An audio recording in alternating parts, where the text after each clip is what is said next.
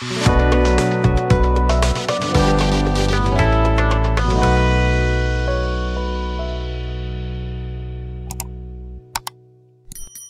hikmat tetap jadi berkat teman-teman. Apa kabarmu semuanya? Saya berharap kamu semua dalam keadaan yang baik dan sehat. Baik teman-teman sekalian, kali ini kita akan menanggapi sebuah video dari Bung Permadi Arya yang memang acap kali bersuara untuk orang-orang yang sering kali dinistakan, orang-orang Kristen yang beribadah dibubarkan, dan itu adalah suara yang cukup baik yang menyuarakan suara-suara minoritas. Nah, tetapi teman-teman sekalian, mungkin dalam usaha dan upayanya yang menggebu-gebu, ya, saya kira ini hampir saja malah menistakan agama. Nah, oleh karena itu teman-teman terkasih dalam Tuhan, perhatikan videonya berikut ini. Dari tidak ada konsekuensi hukum terhadap pelaku.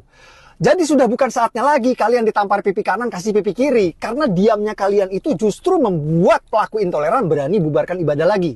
Waktunya kalian umat Kristen bangkit, lawan penindasan, jangan diam. Baik, sebelum itu saya mengapresiasi bahwa Bung Permadi Arya begitu menyuarakan luar biasa tentang ketimpangan keadilan yang ada di Indonesia, baik pembangunan rumah ibadah maupun tempat-tempat yang dipakai untuk beribadah. Saya sangat apresiasi itu, dan saya sendiri sangat mendukung dengan apa yang dinyatakan oleh beliau.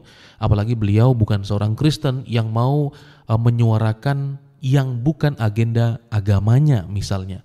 Ya, nah tetapi beliau menyatakan itu baik itu secara pribadi ataupun keputusan kelompok-kelompok ya yang membuat beliau mau menyuarakan itu dengan baik atas nama NKRI. Nah tetapi teman-teman, ketika masuk kepada pernyataan bahwa sekarang bukan saatnya lagi tampar pipi kanan kasih pipi kiri, menurut saya ini adalah sesuatu yang sangat fatal. Bagaimana cara kita menafsir bagian tersebut supaya tidak salah? Nah, oleh karena itu teman-teman, yang pertama konteksnya adalah bahwa pasal yang kelima dalam bagian Alkitab yang sedang dibahas itu adalah berbicara bagian tentang khotbah Tuhan Yesus yang ada di bukit.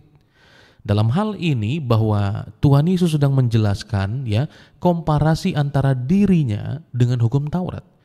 Dari pasal 5 kita bisa lihat dalam Alkitab elektronik bahwa pasal 5 sampai pasal 7 itu berbicara tentang khotbah di bukit.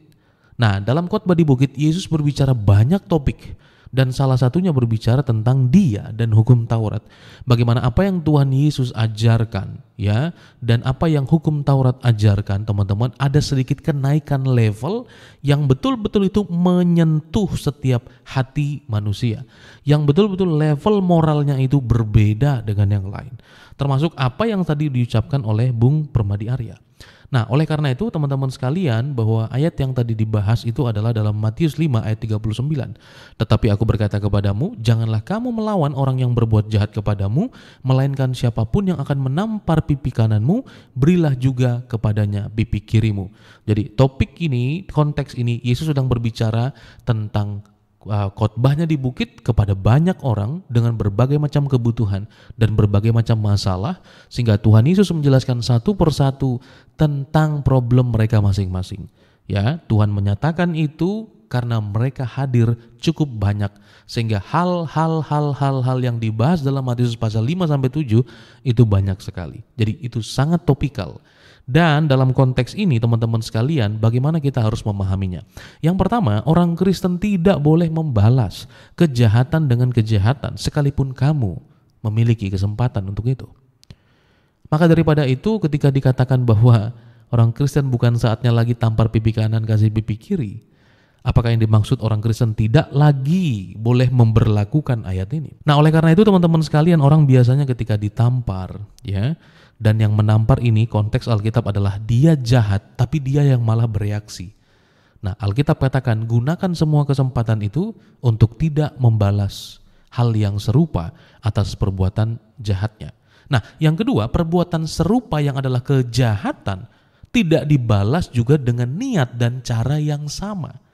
Jadi ketika orang mencoba untuk menampar kita, dan kita memiliki kesempatan untuk membalas, tapi justru kesempatan itu tidak kita pakai untuk membalas cara yang sama.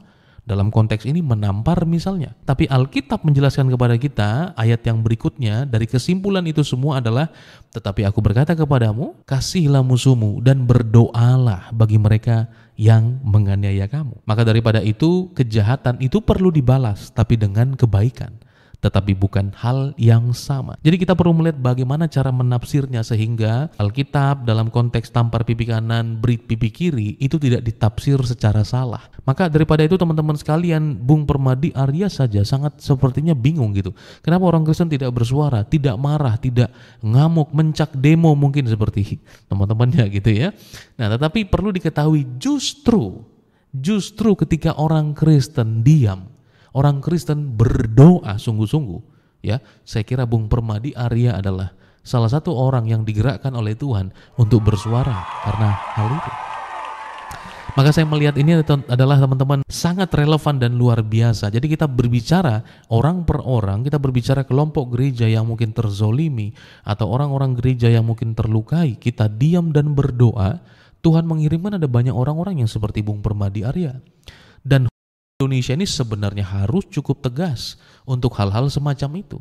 Nah, maka diamnya orang Kristen bukan tidak berbuat apa-apa, tetapi kita berdoa dan bergumul, dan salah satu yang Tuhan munculkan adalah Bung Permadi Arya yang boleh terus bersuara. Ya, maka Alkitab ini tetap relevan. Firman Tuhan tampar pipi kanan, kita memberikan pipi kiri, betul-betul sangat relevan untuk kehidupan orang Kristen. Dalam hal kejahatan, kita tidak boleh membalas kejahatan dengan kejahatan. Bahkan ketika kamu memiliki kesempatan untuk membalas. Salam hormat untuk Bang Permadi Arya dan semua teman-teman sekalian. Tuhan Yesus memberkati kamu semua. Bye-bye.